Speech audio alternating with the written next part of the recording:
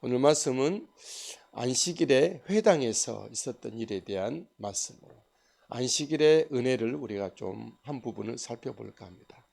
우리 예수님도 안식일에 회당에서 가르치셨습니다. 10절 예수께서 안식일에 한 회당에서 가르치실 때에 말씀합니다. 당시 유대인들은 예루살렘 성전 가까이 27km 내에 있는 사람들은 안식일이 되면 다 성전 앞으로 오지만 또 그럴 수 없는 27km 밖에 있는 사람들은 곳곳에 회당을 지어서 바벨론 포로 시절에 바벨론은 성전이 있지 않기 때문에 거기서는 회당이라고 하는 곳곳에서 임시처소로 모여서 율법을 함께 나누고 율법을 낭독하고 또 하나님 앞에 씨앗 찬미를 드렸던 기도를 드렸던 그의 전통에 의해 예수님이 오실 때까지 그때도 역시 회당이라는 것을 지어서 그들은 모였습니다. 예수님도 그 안식일에 회당에 들어가시고 가르치셨습니다. 10절 예수께서 안식일에 한 회당에서 가르치실 때에 이 얼마나 은혜의 모습인가요?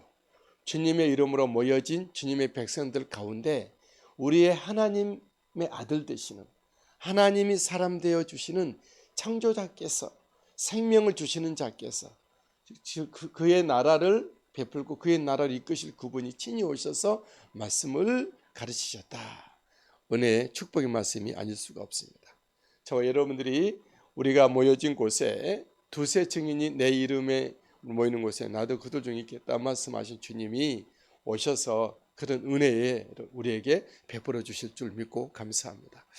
안식일 회당에는 예수 그리스도처럼 말씀으로 하나님의 창조자께서 생명으로 계시지만 그곳에 세상으로부터 고통을 당하는 한 영혼, 심령이 있었습니다.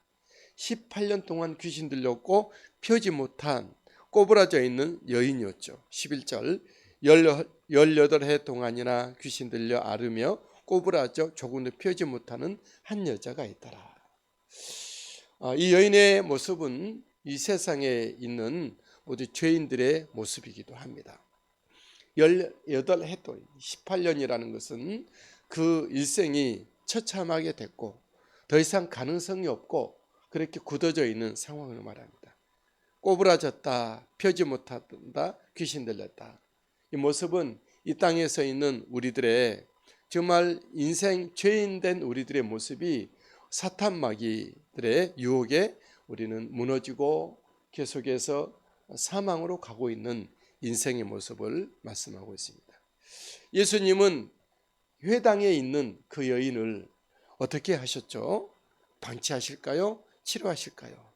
우리 주님은 항상 하시는 대로 그를 가르치신 주님이 고치시고 하나님의 나라가 그에게 임하게 하셨습니다. 12절 예수께서 보시고 불러 이르시되 여자여 네가 네 병에서 놓였다 하시고 13절 안수하시니 여자가 곧 펴고 하나님께 영광을 돌리는지라. 여인이 예수 그리스도로부터 안식일의 회당에서 정말 주님이 가르치심을 들었을 터이고 주님의 치료를 받으시고 하나님께 영광을 돌려드리는 하나님의 나라의 은총 가운데 들어가게 된 것입니다. 우리 주님이 우리에게 오시사 우리에게 말씀으로 거룩하게 생명 있게 가르치시고 예수 그리스도께서 우리에게 오셔서 손을 얹어 안수하셔서 우리의 몸과 마음과 영혼과 삶의 병을 주님께서 고쳐주시기를 소망합니다. 이 땅에서 방황하기 쉬운 저와 여러분들에게 하나님의 나라의 은혜의 감격에 사는 은총을 주시기를 주의 이름으로 구합니다. 하지만 모든 사람들이 예수 그리스도를 좋아하는 것은 아니었습니다. 그 당시 그곳에서도 복음이 아닌 율법에 얽매여 있는 사람들, 율법을 추앙하고 있는 사람들은 복음이신 예수 그리스도를 박해를 했습니다. 그 중에 한 사람이 회당장이라는 사람인데 회당장은 그 당시에 유대 사회에서 굉장히 존경받는 우리식으로 말하면 촌장의 격입니다. 촌장의 격일 뿐만 아니라 이스라엘 백성들의 그 사회에는 율법 중심 사회인데 율법 성경을 보관하고 안식일이 되면 율법을 내어내는 그런 역할을 하고 있고, 또 그 회당에서 늘 거기서 지키고 그걸 또 사람들에게 만나주고 하는 그런 일종의 제사장의 역할을 하고 있는 사람이 바로 회당장이었습니다. 촌장에다가 유직격에다가 제사장격, 또 상담사까지 함께했던 민중의 어른, 스승 같은, 민중의 아버지와 같은 사람이 회당장이었죠. 이 사람은 율법을 굉장히 중시했는데, 안식일에 예수님이 이처럼 18년 동안 꼬부라져 펴지 못하는 귀신 있는 사람을 고치는 일을 하니 회당장은 굉장히 분노합니다. 안식일을 범하였다 한 것이죠. 14절, 회당장이 예수께서 안식일에 병 고치시는 것을 분내어 무리에게 이르되 일할 날이 엿새가 있으니 그동안에 와서 고침을 받을 것이요 안식일은 하지 말 것이니라. 이 사람은 복음의 일을 굉장히 일에 대해서 분노를, 안식일을 지킨다는 그런 정신은 좋으나 예수 그리스도께서 행하신 일을 보고 백성들에게 와서 안식일에는 와서 고침받지 말아라, 그런 얘기를 한 것입니다. 여러분, 안식일에 하나님의 일이 벌어지는 것, 안식일에 하나님의 아들의 일을 한다는 것이 무엇이 잘못입니까? 안식일의 주인은 누구시죠? 예수 그리스도십니다. 율법의 주인은 누구시? 율법을 누가 말씀하셨죠? 예수님이 말씀하신 겁니다. 율법을 누가 이루어 가시죠? 완성하시죠? 율법을 폐하기도 하시고 완전케 하는 분은 누구시죠? 예수 그리스도, 그분입니다. 안식일의 주인, 율법의 주인, 모든 세상의 주인이 예수 그리스도, 그분입니다. 안식일이 예수님을 위하여 있고 율법이 예수님을 위하여 있고 안식일과 율법과 온 세상 바람까지라도 예수님에 의해서 움직이는 피조물인 것이죠. 그래서 이 회당장은 예수님이 누군지를 모르고 랍비 정도로만 알고 있는 사람이었죠. 우리 주님은 이 일에 대해서 안식일에 회당장의 이 분노하는 일, 안식일에 율법을 지키라 하는 그런 그렇게 해서 복음 예수 그리스도를 방해하고 있는 이 사람에 대해서 어떻게 해석을 하셨습니까? 이 회당장을 두고 외식하는 자라라고 말씀. 15절, 주께서 대답하여 이르시되 외식하는 자여. 복음이신 예수 그리스도, 율법의 주인데 예수님이 와 계시는데 그것을 옆에 두고 이전에 있던 안식일 율법만 지키고자 하는 사람을 외식하는 자라.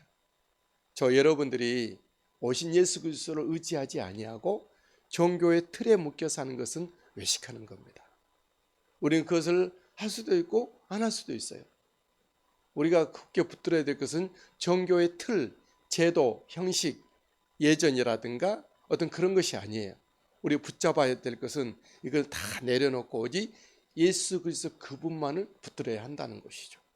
예수 그리스도가 모든 것의 주인이시고 생명이시고 나를 살게 하신 분이고 안식일의 축복이 예수 그리스도가 계시지 않는 안식일이 무슨 의미가 있습니까? 예수 그리스도에 의해서 이루어가지 않는 율법이 무슨 의미가 있습니까?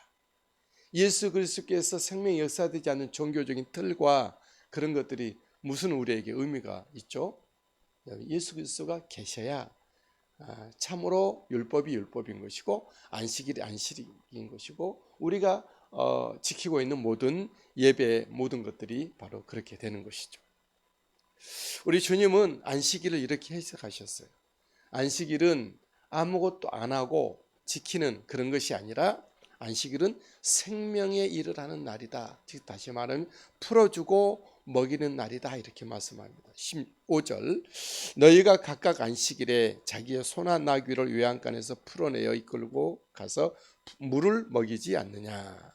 16절, 그러면 18해 동안 사탄에게 매임받은 이 아브라함의 딸을 안식일에 이 매임에서 푸는 것이 합당하지 아니하느냐. 너희들 짐승일지라도 안식일에 그들에게 먹이를 주고 물을 마시게 하고 그렇게 하지 않느냐. 하물며 이 18년 동안 이 고통 속에 있는 하나님의 딸을 안식일에 그에게 풀어주고 그를 먹이는 것이 무슨 잘못이냐 하는 것이죠. 여러분, 안식일의 의미가 아무것도 안 하고 뭘 지킨다는 것이 진정 의미일까요? 안식일의 의미는 생명의 떡으로 오신 예수 그리스도를 받고 예수 그리스도를 온전히 성령으로 충만하게 먹고 풀어놓아 자유롭게 죄와 사망에서 질병에서 이 세상의 인고에 그런 묶여있는 모든 것들로부터 풀어지고 해방감을 받아 하나님의 나라의 자유로운 사람이 되어야 된다는 것이죠. 그래서 안식일에는 가르치는 일과 고쳐지는 일과 하나님의 나라가 선포되어져야 하는 것이죠. 저 여러분들이 안식일을 주일을 어떻게 보내고 계십니까? 주일은 하나님의 생명의 은혜의 현장이 되어야 합니다. 하나님의 나라의 거룩한 은총 안에서 우리 모든 죄와 모든 매이고 묶이는 것들로부터 자유함을 얻고 예수 그리스도로 말미암아 새로운 삶의 능력이 재충전되고 새로운 삶의 희망을 바라보고 새로운 삶의 솔루션 해답을 가지고 가는 날이 주일이 되어야 한다는 것이죠. 뭘 지키고 뭐 그런 것이 아니라는 거죠. 여러분, 주일의 안식일의 은혜가 우리에게 있게 되기를 바랍니다. 반대자들은 부끄러워하고 온 무리는 기뻐했습니다. 17절 예수께서 이 말씀을 하심에 모든 반대하는 자들은 부끄러워하고 온 무리는 그가 하시는 모든 영광스러운 일을 기뻐하니라. 할렐루야. 이처럼 하나님의 나라는 확장성을 갖습니다. 다시 말하면 이 18년 동안 사탄에 매이고 꼬부라지고 펴지 못하는 사람이 안식일에 예수 그리스도에 의해서 그가 정말 하나님의 나라가 그에게 임하여졌던 것처럼 이 사람을 시작으로 하여 계속적으로 하나님의 나라가 확장될 것을 말씀하고 있습니다. 18절 말씀 그러므로 예수께서 이르시되 하나님의 나라가 무엇과 같을까? 내가 무엇으로 비교할까? 19절 마치 사람이 자기 채소밭에 갖다 심은 겨자씨 하나를 같으니 자라 나무가 되어 공중의 새들이 그 가지에 깃들렸느니라. 겨자씨 하나를 같은 작은 씨로되 그것이 자라나서 나무가 되어 공중에 나는 새들이 와서 깃들일 정도로 확장이 된다라는 거죠. 하나님의 나라가 이 18년 동안 얽매인 죄로 얽매이고 귀신에게 얽매이고 질병에 얽매이고 모든 자기의 불완전한 이 세상의 모든 그런 어둠의 일로 말미암아 얽매였지만 예수 그리스도를 만나게 되므로 그 안에 하나님의 나라가 들어가 그 모든 삶이 이제 펼쳐져 갈 것이고 이 개인의 한 사람뿐이 아니라 더욱더 확대되어 많은 사람들이 하나님의 나라의 은총을 잊게 될 것이에요. 마치 공중에 나는 공중의 새들이 와서 깃들인 것처럼 하나님의 나라 예수 그리스도 안에 하나님의 미랄 예수 그리스도로 말하며 자라나는 하나님의 나라 안에 깃들게 될 것이다 라는 거죠. 전부를 부풀게 한 누룩과 같다. 20절 또 이르시되 내가 하나님의 나라를 무엇으로 비교할까? 21절 마치 여자가 가루 서말 속에 갖다 넣어 전부 부풀게 한 누룩과 같다. 누룩을 조금 집어넣으면 그 말통 안에 있는 밀가루가 부풀어 오르잖아요. 그것이 우리들은 술이 되고 빵이 되잖아요. 그런 것처럼 예수 그리스도라고 하는 한 덩어리 누룩과 같은 예수님이 이 땅에 오셔서 온 세상의 백성들에게 하나님의 나라의 백성으로 삼아 주실 것이다. 그들에게 말씀으로 가르쳐 주실 것이고 그들의 모든 묶임에서 놓여 주실 것이고 하나님의 나라의 기쁨을 감격을 생명력을 은총을 받게 할 것이다. 오늘도 하나님의 나라가 우리 가운데 왔고 활발하게 진행되고 있습니다.